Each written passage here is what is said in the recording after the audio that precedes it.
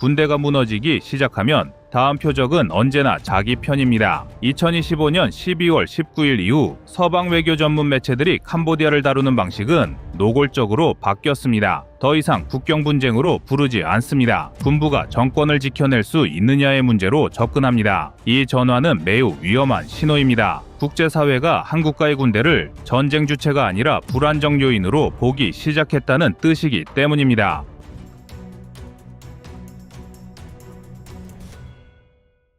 본론으로 들어가겠습니다. 최근 외신들이 집중 조명한 것은 동원 체계의 경직성입니다. 캄보디아 군부는 평시에도 예비 전력 동원이 느린 구조로 평가돼 왔습니다. 이번 충돌 이후 이 약점은 더 명확해졌습니다. 해외 안보 분석 자료에 따르면 캄보디아군은 단기간 내 병력 보충이 가능한 예비 전력 풀 자체가 제한적이며 지방 단위 동원은 중앙 승인 없이는 사실상 불가능한 구조로 남아 있습니다. 이는 전선 손실보다 더 치명적입니다. 병력을 보충할 수 없는 군대는 시간이 적입니다. 이와 맞물려 군 내부 숙청 가능성이 외신 분석에서 거론되기 시작했습니다. 서방 외교 매체들은 최근 캄보디아군 고위인사 일부가 공개석상에서 사라졌다는 점에 주목했습니다. 공식 해명은 없지만 전쟁 국면에서 이런 현상은 책임 전가 단계로 해석됩니다. 군부 내에서 전투 실패의 책임을 중간 또는 상층 지휘관에게 돌리는 움직임이 시작되면 지휘 체계는 더욱 경직됩니다. 명령을 내려도 아무도 책임지지 않으려 하기 때문입니다. 이는 전쟁 후반부에 나타나는 전형적인 붕괴 징후입니다. 외신들이 더 자극적으로 표현하는 지점은 군과 정권의 거리입니다. 캄보디아 군부는 오랫동안 정치 권력의 핵심 축으로 기능해왔지만 이번 분쟁 이후 군이 정권을 방어할 여력이 있는지에 대한 의문이 공개적으로 제기되고 있습니다. 외교 전문 매체들은 정권이 군부에 추가적인 부담을 지우는 순간 군 내부에서 불만이 폭발할 가능성을 배제하지 않고 있습니다. 이는 쿠데타를 의미하는 단순한 추측이 아니라 군이 정치적 방패 역할을 포기할 수 있는 조건이 형성되고 있다는 분석입니다. 과거 세계사의 역사로 비춰봤을 때 이 불안은 더 선명합니다. 외신이 인용한 지역 안보 데이터에 따르면 분쟁 이후 캄보디아 국경 인접 지역의 병력 이동 빈도는 증가했지만 중앙정부가 통제하는 공식 명령하 이동 비율은 오히려 감소한 것으로 추정됩니다. 이는 군위 중앙 통제보다 현장 생존을 우선하기 시작했다는 신호로 읽힙니다. 군대가 국가보다 자신을 먼저 지키기 시작하면 그 국가는 이미 전쟁에서 진 상태입니다. 외교 전선에서도 변화가 감지됩니다. 아세안 감시단 파견 논의와 말레이시아 중재 일정은 표면적으로는 긴장 완화처럼 보이지만 외신들은 이를 캄보디아 군부에 대한 국제적 관리 단계로 해석합니다. 전쟁을 중단시키기 위한 중재가 아니라 더 큰 붕괴를 막기 위한 안전장치라는 의미입니다. 이는 국제사회가 캄보디아 군부의 통제 능력을 신뢰하지 않는다는 간접적 표현이기도 합니다. 한국 시청자 입장에서 이 장면은 매우 익숙하면서도 대비됩니다. 한국군은 전쟁 상황에서도 군과 정치의 역할을 명확히 분리하고 지휘체계 책임선을 분명히 유지하도록 설계돼 있습니다. 지휘관이 사라지면 자동으로 대체체계가 작동하고 동원과 보충은 법과 시스템에 따라 움직입니다. 반면 캄보디아 군부는 여전히 인물 중심 구조에 머물러 있고 그 한계가 이번 분쟁에서 그대로 드러나고 있습니다. 결론적으로 지금 캄보디아 군부가 맞닥뜨린 국면은 전쟁의 패배 이유가 아닙니다. 전쟁 도중에 국가를 지탱하던 마지막 기둥이 흔들리는 단계입니다. 군이 정권을 지켜줄 수 없다고 판단되는 순간 국제사회는 더 이상 그 정권을 안정적 파트너로 보지 않습니다. 외신의 표현이 점점 거칠어지는 이유도 여기에 있습니다. 전쟁은 끝나지 않았지만 군부의 운명은 이미 계산되고 있다는 시선입니다. 다음 편에서는 이 군부 붕괴 이후 태국이 어떤 조건에서 전쟁을 멈출 수 있는지 그리고 그 시점이 언제로 계산되고 있는지를 국제외교 시간표 기준으로 분석해 드리겠습니다.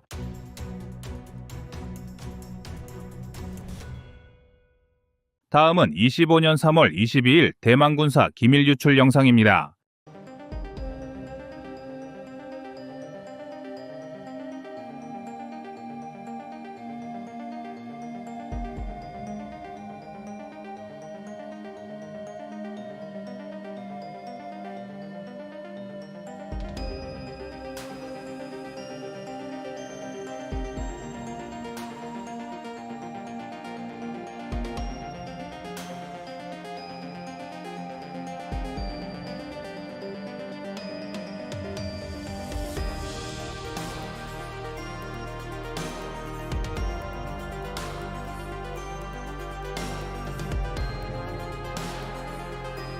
역사적으로 모든 국가는 적이 아닌 내부에서 무너졌습니다. 흔히 외부의 강력한 공격이 국가의 존망을 위협한다고 생각할 수 있지만 사실 정말로 무서운 존재는 내부의 적과 분열입니다. 그런데 이러한 역사를 되풀이하는 나라가 있는데요. 대만은 해가 지날수록 중국의 침략 위협이 더욱 높아지고 있는데 정작 자국의 신무기 정보는 계속해서 중국으로 유출되고 있습니다. 최근에는 중국의 상륙군을 저지할 수 있는 대만의 최신형 초음속 대함 미사일에 대한 기밀이 유출되어 큰 파장을 불러왔는데 자칫 중국군이 대만군의 미사일 전력을 분석한다면 대만은 중국 침공을 막아낼 최후의 수단을 상실하게 됩니다. 아닌 게 아니라 갈수록 군사력 격차가 벌어지는 상황에서 대만이 중국을 막아내는 유일한 방법은 중국의 상륙을 저지하는 것뿐이며 그나마 많은 피해를 감수해야 하는 상륙작전 저지마저 실패한다면 그 외 마땅한 다른 대안은 없습니다. 그리고 적의 상륙을 가장 효과적으로 저지하는 방법은 대규모 물자와 병력이 탑승한 적의 주요 함정을 해상에서 격침시키는 것인데요. 해상에 떠 있는 함정은 속도가 느리기 때문에 미사일의 좋은 표적이 될 수밖에 없습니다. 실제로 중국 내에서 진행한 워게임 시나리오에서도 미국이 전투기에서 발사하는 대한미사일이 중국의 주력 구축함을 침몰시킨다는 결과가 나왔을 정도로 대만에게 있어 대한미사일의 가치는 전략적으로 대단히 높은데 정작 내부의 쥐새끼로 인해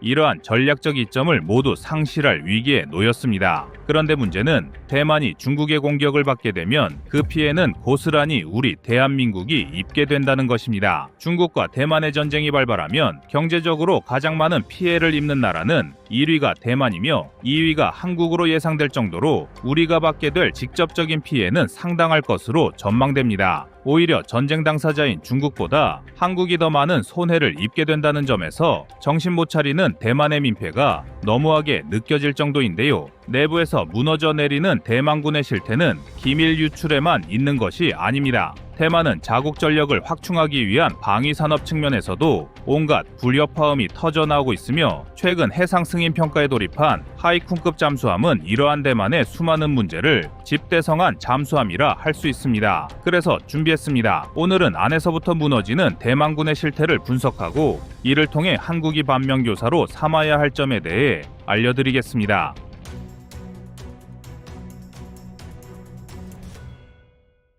대만이 사상 처음으로 자체 건조한 하이쿤급 잠수함은 수중 배수량 2,800톤급 디젤 잠수함으로 AIP가 빠진 대신 리튬이온 전지를 탑재하고 순간적인 고출력에 의한 고속성을 핵심으로 삼고 있습니다. 중국 해군의 압도적인 전력에 대응하기 위한 선택이었는데요. 여기에 더해 하이쿤급 잠수함은 533mm 어로의 발사관을 탑재하였고 대한미사일의 대표 주자인 하푼을 사용할 수 있도록 설계되었습니다. 게다가 하이쿤급 잠수함은 대만이 초기 개발 단계부터 극도의 보안을 유지하려 했던 잠수함입니다. 지금껏 대만은 자체적으로 무기를 개발하거나 해외 도입을 시도하더라도 중국의 반발로 인해 무산되는 경우가 많았습니다. 일부 국가들은 대만에게 무기를 공급하려 하다가 중국의 경제 보복 위협에 수출 의사를 철회하기도 했으며 대만이 자체 개발로 방향을 잡더라도 중국의 회방으로 인해 주요 부품을 공수하기 어려웠던 사례를 어렵지 않게 찾아볼 수 있는데요. 이 때문에 대만은 자국 안보의 핵심이 될 하이쿤급 잠수함에는 유래를 찾아보기 힘들 정도로 철통 같은 보안을 유지했으며 개발에 참여한 연구진들은 해외 출국 시 홍콩과 마카오 등을 경유하는 것도 금지되었을 정도입니다. 그러나 대만의 이러한 노력에도 불구하고 중국은 하이쿤급 잠수함 개발에 관한 기밀을 손쉽게 손에 넣었습니다. 대만군 관계자의 발언에 따르면 잠수함 입찰에서 실패한 대만 무기상이 원한을 품고 잠수함 개발 사항을 중국에 유출하면서 중국의 직간접적인 압박으로 인해 주요 장비를 도입하는 게 어려워졌으며 이 때문에 대만은 당초 계획과 달리 잠수함 건조의 차질이 발생하였습니다. 물론 무기 개발 과정에서 여러 업체가 경쟁을 하는 건 필연적이고 이 과정에서 기업 간의 다툼으로 번지는 경우가 없는 것은 아니지만 그렇다고 적성국에게 무기 개발 소식과 주요 기밀을 유출하는 건 상식적으로 말이 안 되는 이적 행위인데요. 게다가 내부의 이적 행위 이외에도 대만의 부족한 조선 기술력과 정치권의 알력 다툼도 하이쿤급 잠수함을 파행으로 몰아넣고 있습니다. 지금까지 공개된 하이쿤급 잠수함의 외형을 살펴보면 마감 처리가 미흡한 모습을 곳곳에서 확인할 수 있는데, 특히 선체 상부면에 측면 소나가 위치한 곳은 마치 수년 이상 운용한 잠수함을 연상케 할 정도로 마감이 부실합니다. 오죽하면 하이쿤급 잠수함은 성능 검증을 위해 잠항할 시 수압에 의해 마치 선체가 파손되는 것 같은 소음이 발생하여 공포감을 자아낸다는 후문이 들릴 정도인데요.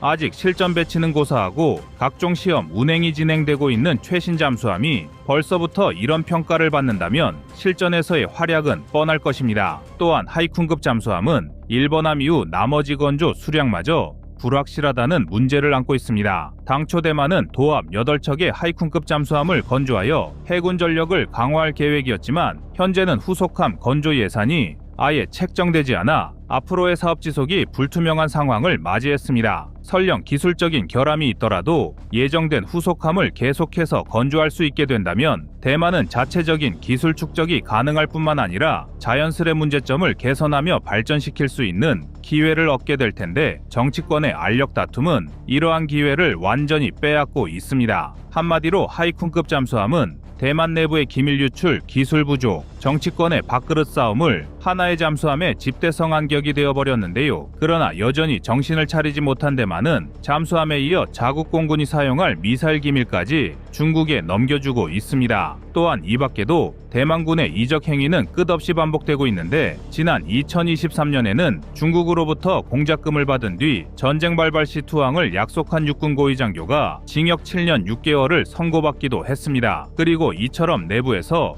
위기를 자초하는 대만군의 행보는 반대로 우리 대한민국에게 좋은 반면교사가 되고 있습니다. 한국은 휴전선을 중심으로 우리의 주적인 북한과 치열한 대치 상황에 있으며, 여기에 더해 중국도 잠재적인 적성국이나 다름없는 상황입니다. 쉽게 말해 막 나가는 독재국가와 세계 3위의 군사대국을 동시에 상대해야 하는 안보 환경을 가지고 있는데요. 하지만 한국은 대만과 달리 지속적인 자주국방 노력을 통해 중국과 북한을 상대할 수 있는 군사력을 보유하고 있습니다. 특히 중국의 해상전력과 공중전력을 상대할 수 있는 군사력은 대만과의 비교가 불가능한 수준입니다. 한국은 중국과 직접적으로 국경을 맞대고 있지 않기 때문에 주로 서해 일대에서 전투기나 군함을 동원한 중국의 군사 도발을 억제해야 합니다. 그렇기 때문에 해군과 공군 전력의 지속적인 발전이 중요한데, 특히 대함 미사일 전력을 확보하는 과정에서 한 가지 숨겨진 비화가 있습니다. 과거 한국은 미국의 하푼 미사일을 도입하려 했지만 일본 자위대의 로비로 인해 미국 의회가 수출 승인을 내리지 않는 문제를 맞이했습니다. 이때 한국이 대만처럼 소극적인 행보를 보여줬다면 한국은 적성국의 군함을 격침할 전력 확보가 어려웠을 것인데요. 그런데 한국은 미국의 눈치를 보지 않고 곧바로 프랑스와 협상 테이블을 마련하였습니다. 한국은 프랑스에게 액조세 대한 미사일을 판매해주면 추가로 에어버스의 A300여 개기를 함께 구매해주겠다는 빅딜을 제시했고, 당시로선 아직 민항기 분야의 후발주자였던 프랑스는 한국의 과감한 제안을 받아들임으로써 한국은 액조세대함 미사일을 확보할 수 있었습니다. 한국이란 주요 고객을 놓칠 수 없었던 미국은 뒤늦게 다급히 태도를 바꿨으며, 이 덕분에 한국은 하푼 미사일까지 도입하여 자유진영의 양대대함 미사일을 모두 보유한 나라로 거듭났는데요. 이후 한국은 자체적으로 해성 미사일까지 개발하면서 적성국 함정을 분쇄할 수 있는 군사력을 끊임없이 확보하였습니다. 중국이 다량의 해군 함정과 해상 민병대를 활용하여 해상 패권을 노리고 있다는 점을 고려할 때 한국이 보유한 대함 미사일 전력은 전략적으로 매우 큰 가치를 가지고 있는 것입니다. 또한 하이쿤급 잠수함으로 각종 문제를 일으키는 대만과 달리 한국은 3,000톤급 잠수함을 자체 기술로 개발한 나라가 되었는데요. 한국이 보유한 최신 잠수함은 AIP와 리튬 이온 전지를 모두 장착하여 전 세계의 재래식 잠수함 중에서 가장 긴 잠항 시간을 확보하였으며, 이를 바탕으로 중국의 항모 전단을 제압할 수 있는 역량을 보유하였습니다. 하지만 이러한 전력 강화 역사를 가지고 있다고 해서 한국도 방심해서는 안 됩니다. 중국은 지속해서 핵잠수함과 항공모함 건조량을 늘리고 있으며, 이러한 해군력 증강은 언제든 중국이 대만을 상대로 전쟁을 일으킬 수 있다는 것을 암시합니다. 그리고 중국이 대만을 침공하면 주한미군을 붙잡아두기 위해 북한의 군사도발이 연쇄적으로 발생할 수 있으며, 앞서 말씀드린 바와 같이 한국은 가장 많은 경제적 피해를 입게 됩니다. 따라서 한국은 현재에 안주하지 않고 지금의 전력을 계속해서 발전시켜 나가야 합니다. 라틴어 군사 격언 중엔 시비스 파켐 파라벨룸이란 말이 있는데요. 이 말의 뜻은 평화를 원한다면 전쟁을 준비하라입니다. 우리 대한민국이 진정으로 평화를 원한다면 대만처럼 내부 분열과 중국 눈치 보기가 아니라 끝없이 전쟁을 대비하고 강력한 안보 태세를 확립해야 할 것입니다.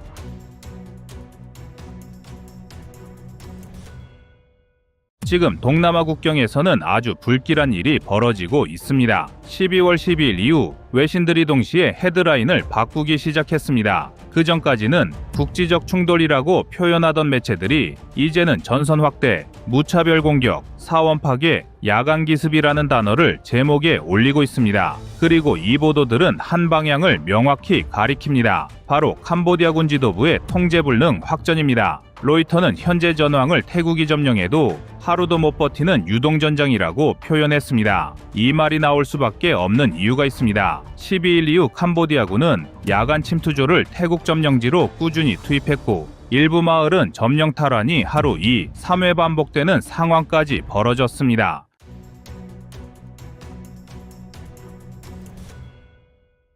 로이터가 특히 강조한 지점은 이 침투가 전투 필요성이 아니라 의도된 교란에 가깝다는 점입니다. 즉, 전황을 혼란스럽게 만들어 태국의 유지 능력을 붕괴시키려는 전형적 비정규전 패턴이라는 뜻이죠. BBC는 훨씬 더 강하게 보도했습니다. 12일 이후 캄보디아군이 태국의 종교문화적 상징인 타크라베이 사원 인근을 또다시 공격한 사건을 외교적 도발이라고 규정했습니다. 사원이 첫 피해를 입은 지 하루밖에 지나지 않은 시점이었기 때문에 BBC는 이를 캄보디아군 지도부가 의도적으로 전쟁을 확전시키는 행동이라고 분석했습니다. 사원, 문화재, 역사적 공간, 이런 상징물 공격으로 국제 여론은 더 안 좋아지고 있습니다. AP통신은 더 민감한 부분을 지적했습니다. 캄보디아군이 야간 기습 과정에서 전투가 없는 민간 지역까지 교란 공격을 시도했다는 사실을 보도했습니다. 이것은 전쟁법 위반 논란 그 자체입니다. AP는 현재까지 보고된 전사자 규모가 양측 합쳐 100명 이상일 수 있다고 분석하면서 그 증가 원인이 캄보디아군의 공격 패턴 변화라고 명확히 적었습니다. 알자지라는 사원 공격과 장거리 포격을 함께 다루며 캄보디아 지도부의 행동을 정당화할 수 없는 공격적 확장이라고 평가했습니다. 특히 장거리 포격 지점에는 민간 수송로와 상업 통로가 일부 포함되어 있었고 이는 분쟁을 군사 충돌이 아니라 국가 기반 시설 파괴로 끌고 가는 행위라고 강조했습니다. SCMP는 군사와 경제 양쪽을 엮어 분석했습니다. 태국은 F-16 출격을 하루 10에서 12회로 늘리며 군사 목표 중심의 타격을 지속하고 있는데 캄보디아군은 포격 범위를 군사 및 비군사 구분 없이 확대하고 있다고 보도했습니다. SCMP는 이를 두고 공군 우위를 가진 태국이 전황을 정리하지 못하게 만드는 가장 큰 변수라고 진단했습니다. 즉, 캄보디아군이 전장을 혼돈 속으로 끌고 들어가는 장본인이라는 뜻입니다. 니케이 아시아는 전쟁 비용을 중심으로 바라봤습니다. 캄보디아군의 포격 확대로 태국 북동부의 주요 물류, 교역 루트가 차단되면서 국경 지역 기업 480곳 이상이 피해를 입었다고 분석했습니다. 니케이는 이 지점을 캄보디아군 공격 방식이 경제전으로 확장되고 있다고 표현했습니다. 그리고 이것이 분쟁을 장기전으로 고착화시키는 결정적 요인이라고 경고했습니다. 여기까지 외신 헤드라인을 하나로 묶어보면 그림이 아주 선명해집니다. 태국과 캄보디아가 충돌하고 있는 게 아니라 캄보디아군 지도부가 전장을 의도적으로 혼란에 빠뜨리며 전쟁을 확전시키고 있다는 결론입니다. 태국은 군사 목표 중심의 타격, 국제 여론 고려, 국경 기업 보호 대책 마련이라는 기본적인 전쟁 규범을 유지하려 하고 있습니다. 반면 캄보디아군 지도부는 민간구역 교란, 야간 기습, 사원 인근 공격, 상업 통로 타격으로 국제사법 논란을 자초하는 전술을 반복하며 상황 전체를 악화시키고 있습니다. 외신들이 연달아 태국 캄보디아 충돌을 헤드라인으로 다루는 이유도 여기에 있습니다. 이제 전장은 누가 더 강하냐가 아니라 누가 규범에서 벗어나고 있느냐로 초점이 이동했기 때문입니다. 그리고 지금 세계 언론은 거의 동일한 지점을 가리키고 있습니다. 캄보디아군 지도부의 무리한 행동이 전쟁을 악화시키고 있다. 이 문장이 모든 보도의 결론이자 이 분쟁의 현재 정체입니다.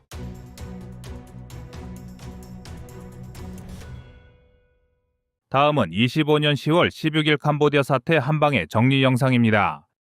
지금 캄보디아가 하고 있는 짓은 외교가 아니라 인질극입니다. 자국 반정부 인사를 내놓으라는 협박에 한국인을 볼모로 잡고 거래하려 하고 있습니다. 대한민국 국민이 감금당하고 고문을 당하며 돈을 보내지 않으면 죽이겠다는 메시지를 받는 현실이 2025년 오늘 벌어지고 있습니다. 더 충격적인 건 그 배후에 캄보디아 경찰과 공무원까지 얽혀 있다는 사실입니다. 법의 이름으로 사람을 팔고 범죄 조직과 함께 이익을 나누는 국가형 범죄가 눈앞에서 벌어지고 있습니다. 이제는 외교적 언사로 넘어갈 단계가 아닙니다. 우리 국민이 해외에서 고통받는 순간에도 한국의 세금으로 캄보디아에 공적 원조 수천억 원이 흘러들어가고 있습니다. 범죄를 눈감는 정권에 돈을 주는 모순이 이어지고 있는 겁니다. 피 묻은 손에 돈을 쥐어주는 꼴입니다. 국민의 생명을 지키기 위해 한국이 해야 할 건 분명합니다. 협박에 굴하지 말고 국제사회와 함께 강력한 제재와 압박으로 캄보디아 정권을 벽으로 몰아넣는 겁니다.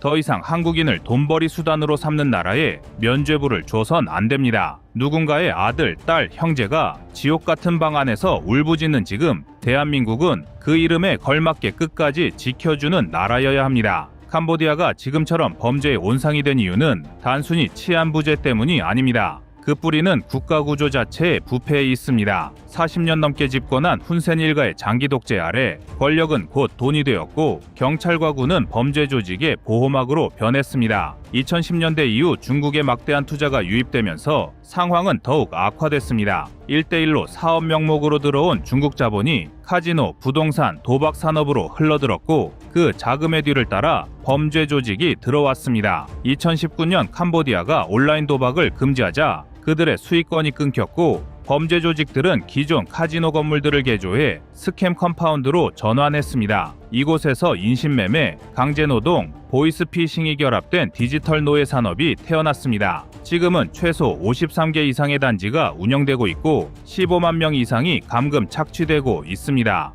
놀라운 건 그 경비를 지키는 이들 중 상당수가 현직 경찰이나 군인이라는 점입니다. 캄보디아 정부는 형식적으로 인신매매근절위원회를 만들었지만 실질적 단속은 거의 없었습니다. 그 이유는 명확합니다. 이 산업이 이미 GDP의 25% 이상을 차지하고 있기 때문입니다. 즉, 범죄가 국가의 경제를 지탱하는 구조로 변한 겁니다. 정부가 범죄 조직을 단속하는 대신 세금처럼 보호비를 받으며 공생하고 있습니다. 결국 캄보디아는 범죄 조직과 권력층, 그리고 일부 외국 자본이 얽힌 합법을 가장한 범죄 국가가 되어버렸습니다. 돈이 법보다 강하고 경찰이 범죄를 막는 대신 관리하는 나라, 그것이 지금의 캄보디아입니다.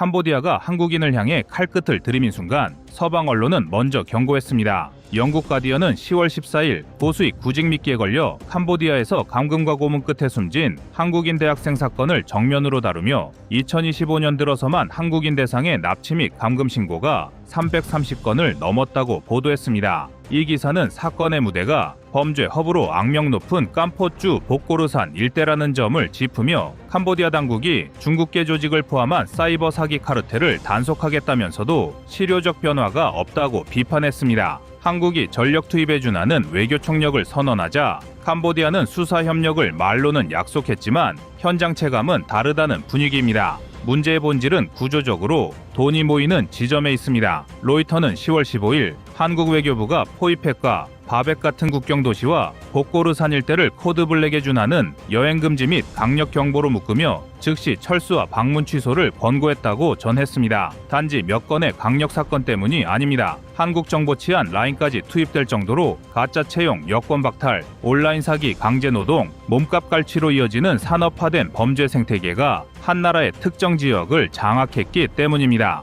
특히 로이터는 캄보디아가 최근 급증한 사기형 감금과 허위 채용, 유인 사례를 공표한 한국 정부의 발표를 인용하며 고위급 대응이 장기전 양상으로 넘어갈 조짐을 짚었습니다. 그런데 여기서 한국 시청자들이 반드시 알아야 할 수치가 있습니다. 얼마나 많은 한국인이 실제로 빨려 들어갔느냐는 질문입니다. 한국의 정부 고위안보라인은 캄보디아 현지 사기 조직 연루 한국인이 약 1000명으로 추정된다고 밝혔습니다. 이 수치가 의미하는 건 간단합니다. 피해자와 가담자가 뒤섞인 채 억압과 협박, 채무, 노예화가 반복되는 구조로 발전했다는 것입니다. 이 발표와 동시에 정부는 합동 대응팀을 급파했고 현지 경찰과 바로 맞물리는 코리안 데스크 설치를 서두르고 있습니다. 이 모든 흐름은 어느 나라가 우리 국민을 끝까지 데려올 수 있는가, 그 냉정한 국가 실력의 시험대로 이어집니다. 한국 내부의 움직임도 빨라졌습니다. 국내 보도에 따르면 외교부는 복고르산, 바벳, 포이펫 등 조직범죄 상시위험지대를 특정해 출입 자체를 금지 수준으로 올리고 체류자는 여권법상 조치 경고까지 곁들였습니다. 지도에서 빨갛게 칠해진 구역은 그 자체로 하나의 신호입니다.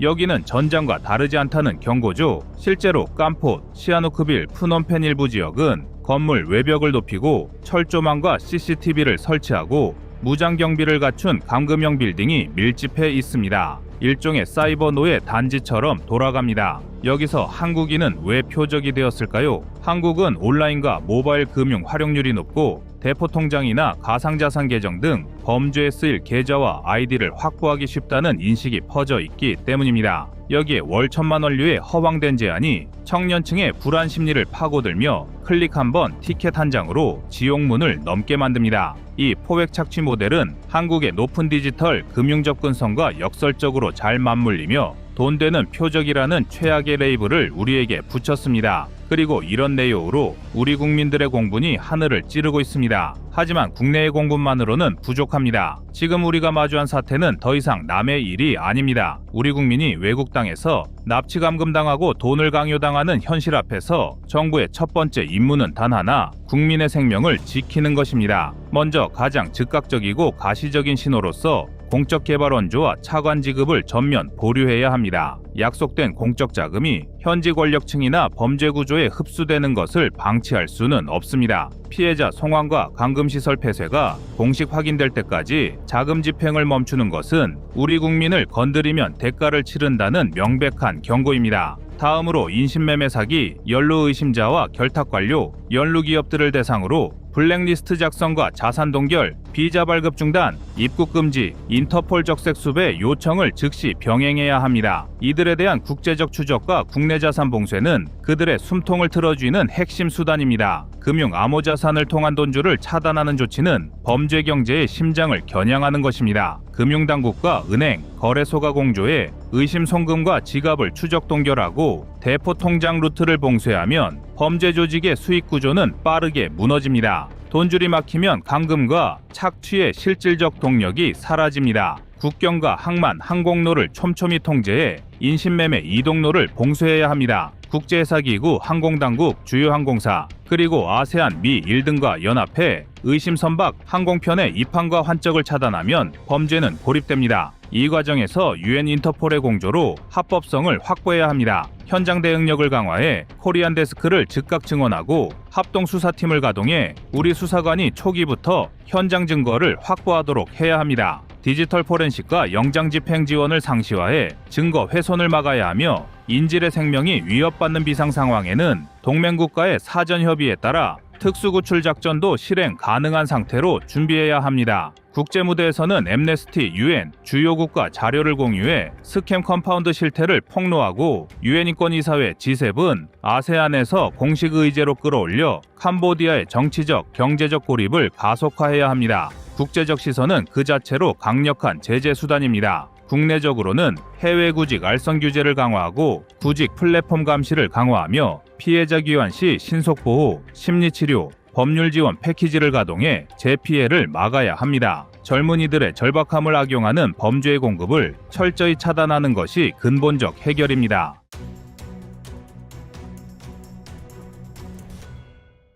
전쟁 현황입니다. 2025년 12월 18일 기준으로 캄보디아가 맞닥뜨린 위기는 전선의 패배를 넘어 국내외에서 동시에 붕괴 신호가 울리는 단계로 접어들었습니다. 전편에서 군사와 보급의 붕괴를 다뤘다면 이번 편은 일반 보도에서는 거의 언급되지 않는 국가 생존의 마지막 축들에 초점을 둡니다. 금융결제, 신용, 통신, 통계, 인구이동, 그리고 국제거래의 미세한 변화입니다. 이 지표들은 총성보다 늦게 보도되지만 실제로는 훨씬 먼저 국가를 무너뜨립니다. 가장 먼저 드러난 균열은 결제, 신용입니다. 최근 국제 재보험 시장에서 캄보디아 관련 전쟁 위험할증이 급등하며 일부 항로의 보험료가 평시 대비 2배 이상 책정되고 있는 것으로 업계에 알려졌습니다. 이 수치는 단순한 비용 문제가 아닙니다. 캄보디아 수입 물자의 약 60%가 태국 및 인접 육상 루트를 거치는데 보험료 상승은 곧바로 연료, 식량, 의약품 가격으로 전가됩니다. 실제로 국경 인접 도시에서 유통되는 경유와 휘발유의 도매 가격이 단기간에 2자릿수 비율로 흔들렸다는 보고가 나옵니다. 연료 가격이 오르면 군용 차량보다 먼저 민간 발전기와 물류 트럭이 멈춥니다. 국가 기능의 바닥이 드러나는 순간입니다.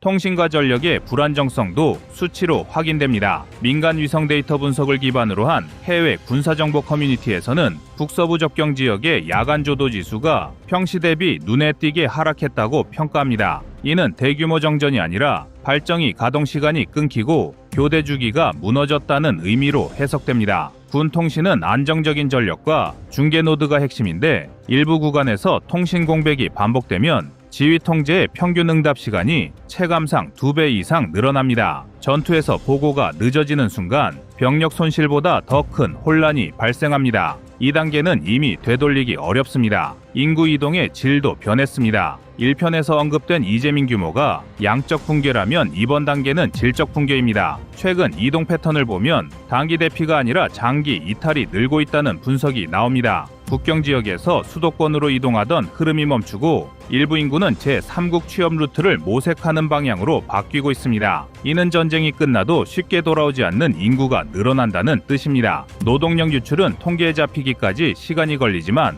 한번 시작되면 국가 재건의 속도를 결정적으로 늦춥니다. 국제거래의 미세한 변화도 치명적입니다. 공식 제재가 발표되지 않았음에도 다국적 기업 내부 리스크 관리 기준에 따라 캄보디아 신규 계약이 보류되거나 결제 조건이 선지급으로 바뀌는 사례가 늘고 있다는 이야기가 현장에서 흘러나옵니다. 결제 통화가 달러인 에너지와 원자재 거래에서 조건이 한 단계만 나빠져도 정부와 기업의 유동성 부담은 급증합니다. 이 변화는 뉴스 제목으로 나오지 않지만 외환 보유액 소모 속도를 가속하는 숨은 가속기입니다. 군 내부의 유지 능력도 임계치에 접근했습니다. 장비 손실보다 더 위험한 지표는 정비 회전율입니다. 구형 장비 중심의 군수구조에서는 소모품과 부품 공급이 막히는 순간 가동률이 급락합니다. 현장 분석가들은 일부 부대에서 장비 가동률이 눈에 띄게 불안정해졌다는 정황을 언급합니다. 가동률이 10%만 떨어져도 실제 작전 가능 시간은 체감상 그 이상으로 줄어듭니다. 이 격차는 태국과 캄보디아의 조직 설계 차이에서 더 벌어지고 있습니다. 태국은 합동지휘 체계를 통해 의사결정 시간을 관리하는 반면 캄보디아는 통신과 보급의 이중 압박으로 대응 속도가 늦어지고 있습니다. 이 모든 지표가 동시에 흔들릴 때 국가는 전쟁에서 지는 것이 아니라 국내외에서 서서히 사라집니다. 총성이 멈춰도 신용은 돌아오지 않고 인구는 쉽게 돌아오지 않으며 거래 조건은 바로 회복되지 않습니다. 해외 분석가들이 캄보디아의 상황을 멸망이라는 단어에 가깝게 설명하는 이유가 여기에 있습니다. 태국군이 수도를 점령했기 때문이 아니라 캄보디아가 버틸 수 있는 국가 운영의 여지가 숫자로 소진되고 있기 때문입니다. 한국인의 시선으로 보면 이 장면은 냉혹한 교훈을 줍니다. 전쟁의 끝은 전선이 아니라 통계표와 거래 조건에서 결정된다는 사실입니다. 지금 캄보디아에서 벌어지는 일은 그 결말이 얼마나 조용하고 얼마나 확실한지를 그대로 보여주고 있습니다.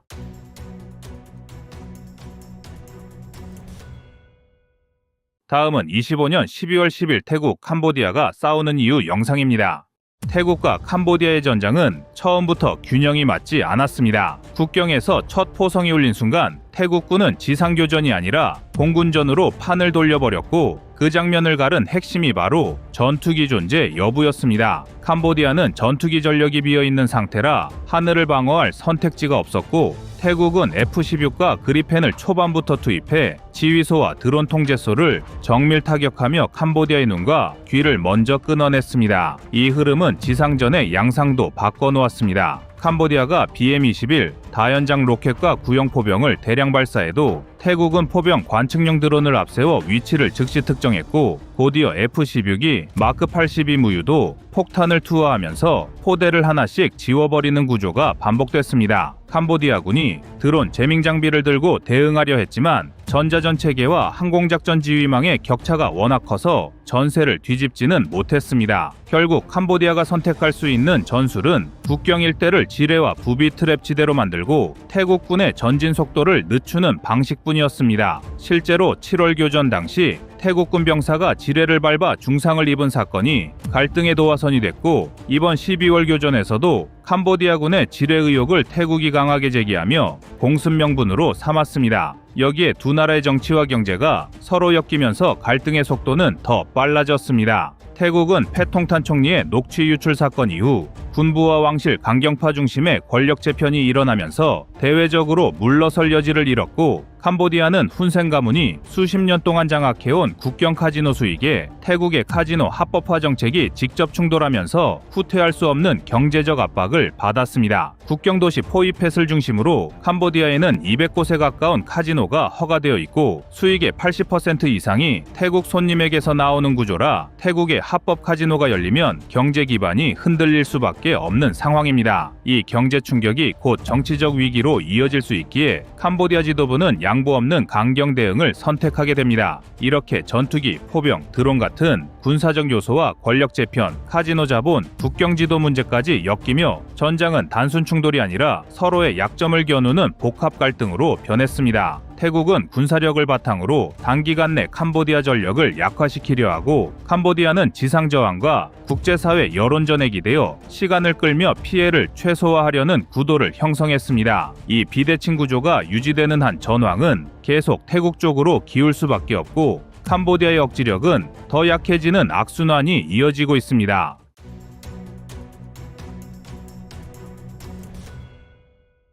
태국의 2024년 국방 예산은 약 57억 3천만 달러, 캄보디아는 13억 달러 수준이라며 예산 격차만 놓고 봐도 4배 이상 벌어져 있습니다. 거기에 태국은 36만 명이 넘는 현역 병력과 400대 규모의 전차 1200대 이상 장갑차, 2600문에 이르는 포병 전력을 갖춰놓고 있는데, 캄보디아는 12만 명 조금 넘는 병력과 200대가 조금 넘는 전차, 480문 정도의 포병 자산에 의존하고 있다고 짚었습니다. 격차가 어느 정도인지 숫자만 봐도 감이 오는 구도였습니다. 그런데 진짜 전황을 갈라놓은 건 지상 숫자가 아니라 하늘이었습니다. 같은 보도에서 태국 공군이 운용하는 전투 공격기 전력이 112대 규모라고 적시했습니다. F-16이 28대, 스웨덴 그리펜이 11대, 여기에 각종 공격기와 헬기를 포함한 전력이 동남아에서 손꼽히는 수준이라고 평가했습니다. 반대로 캄보디아 공군은 병력 1,500명에 수송기와 헬기 위주 구성이 전부이고 전투기로 분류할 수 있는 기체가 없다고 못 박았습니다.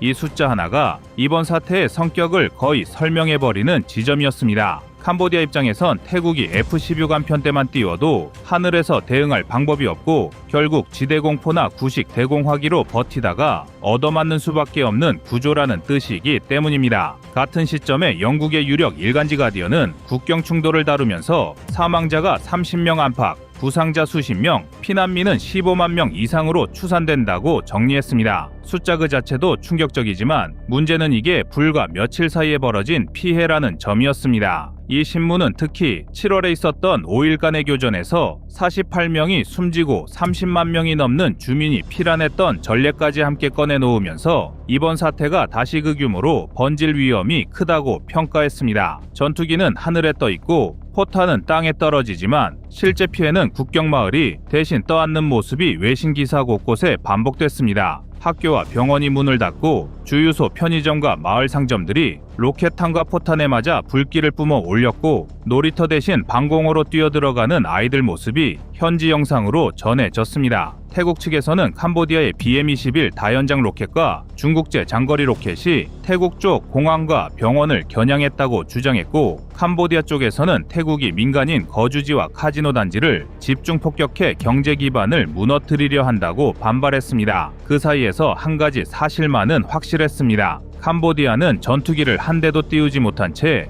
모든 공격을 땅에서 버텨야 했고 태국 공군은 저고도로 들어가 무유도 폭탄인 마크 82까지 마음껏 떨어뜨릴 수 있는 하늘을 확보한 상태였습니다. 외신들이 반복해서 적어내린 표현은 공중우세가 아니라 공중독점에 가까운 상황이라는 말이었습니다. 태국 내부 분위기도 예사롭지 않습니다. 로이터가 인용한 태국군 수뇌부 발언에 따르면 태국 육군은 이번 작전 목표를 캄보디아의 군사력을 장기간 위협이 되지 않을 수준으로 무력화하는 것으로 잡았다고 합니다. 캄보디아 영토 깊숙한 군수 거점을 포병과 공군으로 꿰뚫어버리고 국경 근처에 쌓아놓은 다연장 로켓과 포병 진지를 먼저 부수는 방식으로 장기전이 아니라 짧은 기간 안에 전력을 꺼내겠다는 계산이 깔려있다는 의미입니다. 캄보디아 쪽 목소리는 전혀 다릅니다. 같은 시각 캄보디아 정부 고문들은 자국 언론과의 인터뷰에서 언제든 협상에 응할 준비가 돼 있지만 태국이 먼저 공습을 멈추지 않는 한 무조건 휴전 제안에 나설 수 없다고 말하고 있습니다. 국경 전역에서 포성이 울리는데 양측이 모두 협상 조건을 상대에게 떠넘기는 그림이 만들어지고 있는 겁니다. 이런 기싸움 뒤에는 군사력 비대칭이 주는 자신감과 그 반대편에 선 쪽의 절박함이 동시에 들어가 있습니다. 태국은 미국이 지정한 주요 비나토 동맹국답게 오래전부터 미국과 합동훈련을 반복하며 공군을 키워왔고 육군과 해군 역시 최신 장비를 도입해 전력을 유지해왔습니다. 반대로 캄보디아는 중국과의 협력을 확대하면서 전차와포, 로켓을 보강해왔지만 공군의 구조적 공백을 채우지는 못했습니다. 지상에서 아무리 버티려 해도 하늘이 뚫려있는 한전왕이 뒤집히기 어렵다는 사실이 이번 분쟁 초반에 그대로 드러나고 있습니다. 흥미로운 지점은 경제 수치입니다. 태국 재무당국은 12월 3일간의 교전으로 발생한 직접 피해만 100억 바트, 우리 돈으로 약 3천억 건이 넘는다고 집계했고 대피와 복구 비용을 포함해 최대 25억 바트, 약 7,700억 건 규모의 추가 예산이 필요하다고 추산했습니다.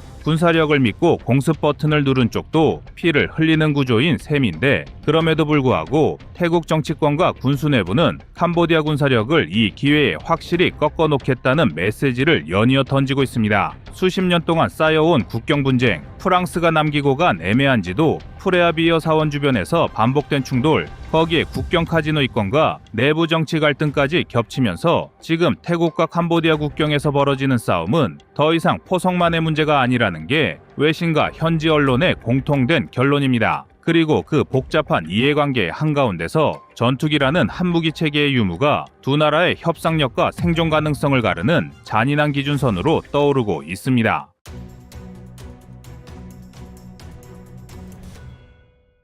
국경의 균형이 무너진 지점은 전선이 아니라 캄보디아 내에 위치한 범죄의 안전지대였습니다. 포이페드 일대에서 태국군의 포격이 개시된 직후 가장 빠르게 반응한 집단은 교전 부대가 아니라 중국계 범죄 단지 내부 인력이었습니다. 영상에 포착된 것은 전투의 승패가 아니라 집단 이동이었습니다. 작전 초기 단계에서 저격수 은신처가 확인돼 포격으로 파괴됐고 이어 고지가 확보되자 범죄 단지 내부의 인력 흐름이 급격히 바뀌었습니다. 이 변화는 시간으로 확인됩니다. 포격과 고지 확보가 이어진 직후 단지에서 중국 국적 인원들이 황급히 빠져나오는 장면이 연속적으로 확인됐습니다. 범죄 조직이 의존하던 은폐 공간이 무너졌다는 의미입니다.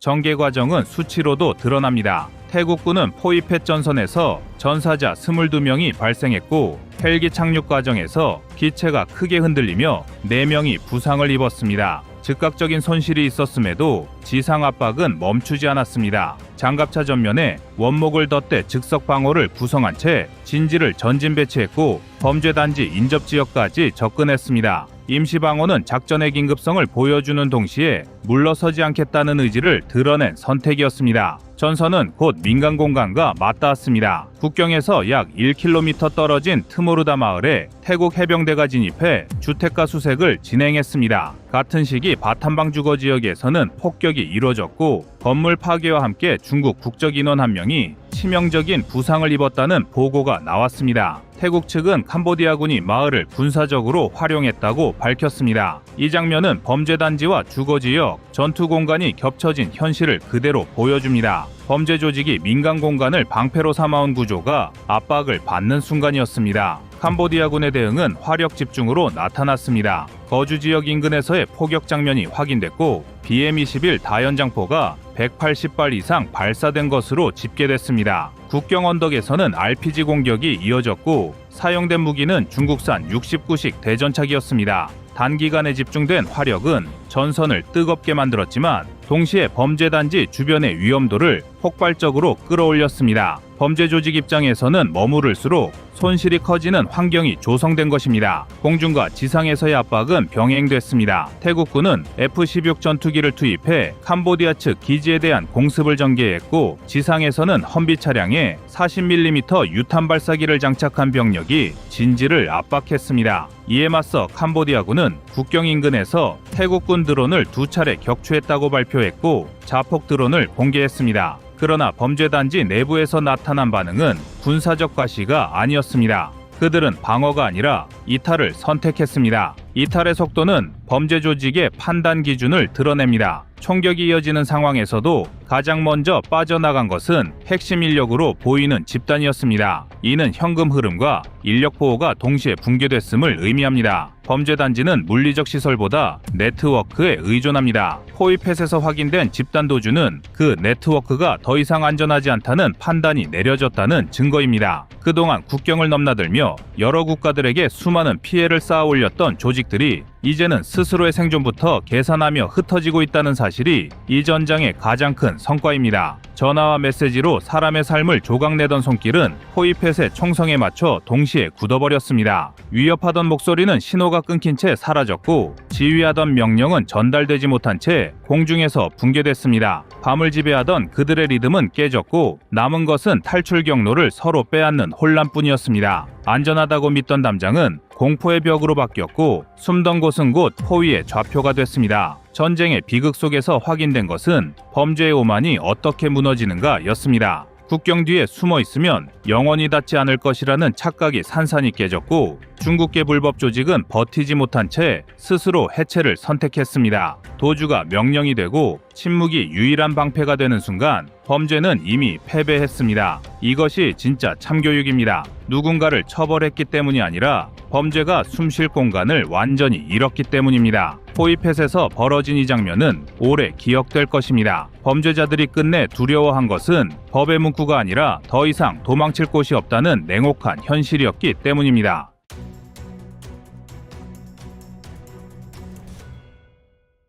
다음은 25년 4월 19일 중국 핵전력 치명적 영상입니다. 네, 중국은 방대한 조선 능력을 바탕으로 해군력 강화에 매진하고 있습니다. 그중 잠수함 전력은 핵심인데 최근 건조 사실이 확인된 최신형 096형 핵 잠수함이 도입되면 해군의 작전 능력에 큰 변화가 있을 것으로 예상됩니다. 중국의 핵전력이 위험 수위를 넘어서고 있습니다. 작년 말 미국 의회는 2024 중국 군사력 연례 보고서에서 중국의 핵 위협에 관한 내용을 공개했는데요. 중국이 단순한 핵 억제를 넘어 전쟁에서 실제로 활용할 수 있는 핵전력을 구축하고 있다고 경고했습니다. 중국은 미 본토를 겨냥한 ICBM 증강뿐 아니라 미 동맹국의 군사기지와 해상 전력을 직접 타격할 수 있는 전술핵 배치를 가속화하는 것인데요. 이러한 중국의 핵전력 확대는 북한의 핵 도발을 더욱 부추길 가능성이 크며 이는 한국에 치명적이라고 미 군사 전문가들은 지적했습니다. 이에 따라 미 전술핵의 한반도 재배치는 물론 한국 자체 핵무장, 나토식 핵 공유 등 모든 옵션을 포함해 핵 태세를 전면 재검토할 필요성이 제기되고 있는데요. 그래서 준비했습니다. 오늘은 미국에 대항하는 중국 핵전력의 실태에 대해 자세히 알아보겠습니다.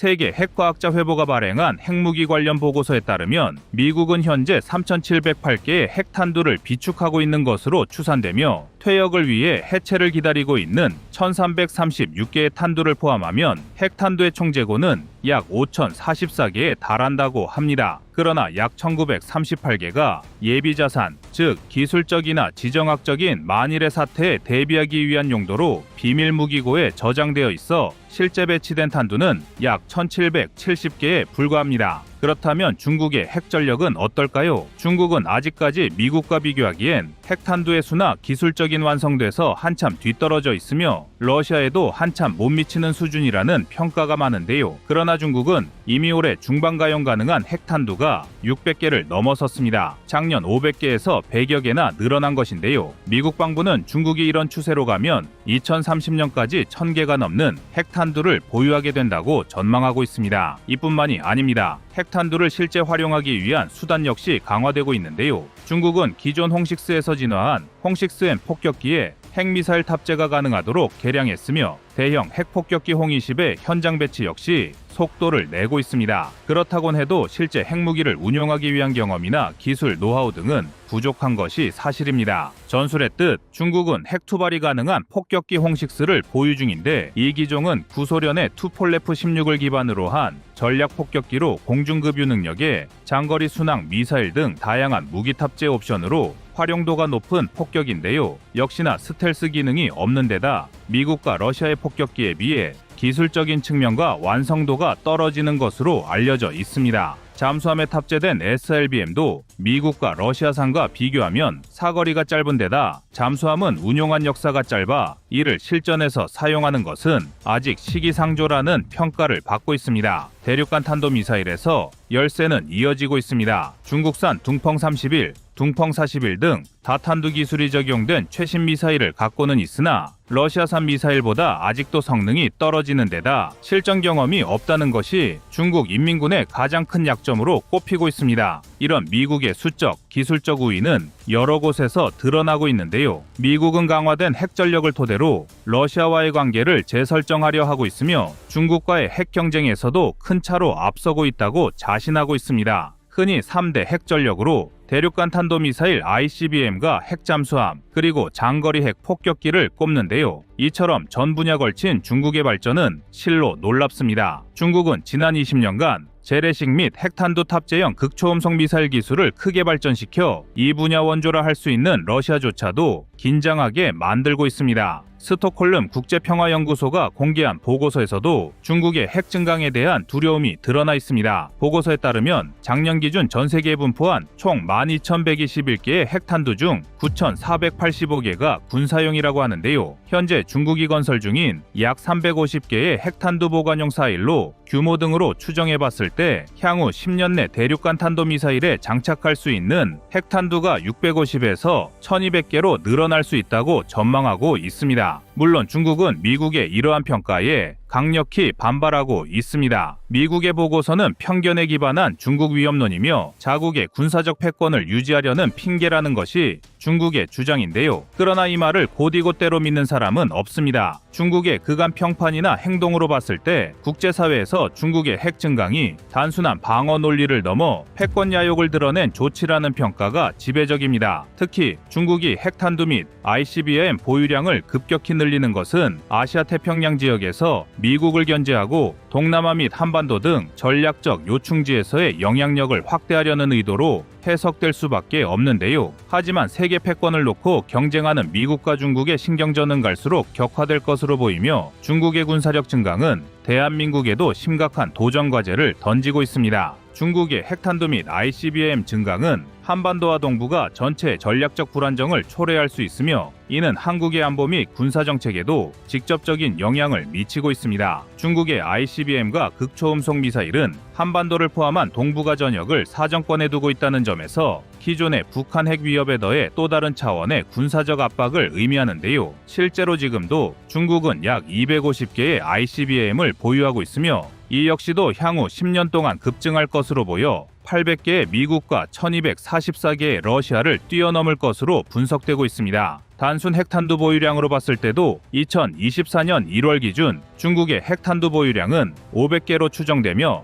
이는 전년도 대비 90개 증가한 수치입니다. 그러나 한편으론 아직까지 중국의 핵전력이 지나치게 과장되었다고 보는 시각도 존재합니다. 특히 전통적인 핵강국 러시아나 물량이 아닌 질과 활용적인 면을 강조하고 있는 미국에 비하면 보여주기식 전력인 측면이 강한데요. 미국이 보유한 핵전력의 상당수가 즉시 사용하다는 측면에서 중국과는 질적으로 큰 차이가 있습니다. 일례로 미국이 보유한 핵미사일의 특징이 잠수함 기지에서 다량 운영되고 있다는 점입니다. 미국 본토에서 두 번째로 많은 핵무기가 배치된 곳이 키트삽 해군 잠수함 기지란 사실만 봐도 알 수 있는데요. 여기에 미국은 차세대 장거리 폭격기이자 스텔스 폭격기인 B-21 레이더까지 현장 배치를 끝낸 상황입니다. B-21의 저세상 성능에 그동안 미국 공무니만 쫓던 중국은 아연실색하고야 말았는데요. 그동안 미 해군과 공군을 앞질렀다고 자부하던 중국의 모습은 어디로 갔는지 논평조차도 없이 한동안 쥐 죽은 듯 지냈습니다. B-21은 기존 B2 스피릿의 후속 기종으로 더 나은 스텔스 성능을 선보이고 있는데요. 실제 레이더의 B-21은 탁구공 크기로 잡혀 탐지할 수 없는 기체로 평가받고 있습니다. 현재 중국은 핵 투발이 가능한 폭격기 홍6와 홍20을 보유 중인데요. 그중 홍6는 구소련의 투폴레프 16을 기반으로 한 전략 폭격기로 공중급유 능력에 장거리 순항미사일 등 다양한 무기 탑재 옵션으로 활용도가 높은 폭격기지만 역시나 스텔스 기능이 없는 데다 미국과 러시아의 폭격기에 비해 기술적인 측면과 완성도가 떨어지는 것으로 평가받고 있습니다. 잠수함에 탑재된 SLBM도 미국과 러시아산과 비교하면 사거리가 짧은 데다 잠수함은 운용한 역사가 짧아 이를 실전에서 사용하는 것은 아직 시기상조라는 평이 많습니다. 이는 대륙간 탄도미사일도 마찬가지입니다. 가장 중요한 문제는 총 몇 개의 핵탄두를 가졌느냐보다 바로 즉시 발사 가능한 핵탄두가 몇 개인지가 훨씬 더 중요한데요. 미국이 보유한 5,000개의 핵탄두 중 실제로 배치된 탄두는 약 1,770개입니다.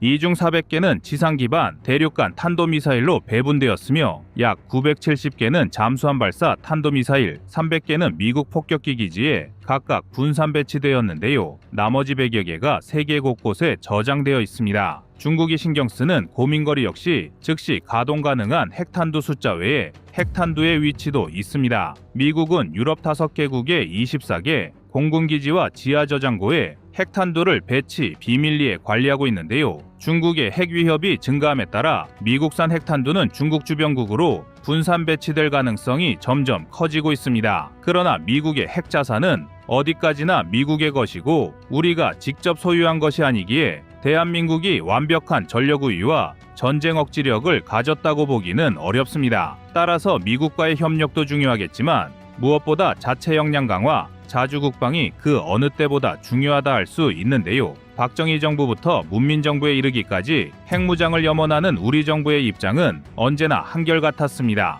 더구나 최근 더는 돌이킬 수 없는 북한의 핵 개발 이후 우리의 핵무장 추진에 대한 명분도 강화되었다 할 수가 있는데요. 얼마 전 우리 정부의 수장이 직접 북한의 핵 전력이 이대로 간다면 대한민국은 1년 또는 6개월 이내에 핵무기를 만들 수 있다고 공표했으며 미국 내에서 사실상 논의 자체가 금기사항이었음에도 최근엔 한국의 전술핵 재배치 논의가 본격화되고 있습니다. 진정으로 비확산의 진심이고 세계적으로 핵무기 보유국이 늘어나지 않기를 바란다면 과거 다른 국가들이 독자적 핵무기 개발을 추진하지 않도록 우리가 설득했던 수단과 방법을 진지하게 고려해야 합니다. 예를 들어 냉전 시기 독일과 이탈리아 등에서 진행했던 방식으로 나토 동맹과 맺은 핵무기 공유 협정 같은 것인데요. 이것은 억지력 차원의 문제이면서 동시에 보장 차원의 문제이기도 합니다. 최소한 우리가 핵무기를 보유할 필요가 없다고 해도 극초음속 미사일 방어 체계 개발이나 ICBM 대응 기술 확보, 한국형 미사일 방어 체계 강화, 그리고 한국형 핵잠수함 도입 및 SLBM 기술 개발 등 대한민국의 다양한 핵무기 옵션에 대한 진지한 논의가 다시 한번 이루어져야 할 것입니다.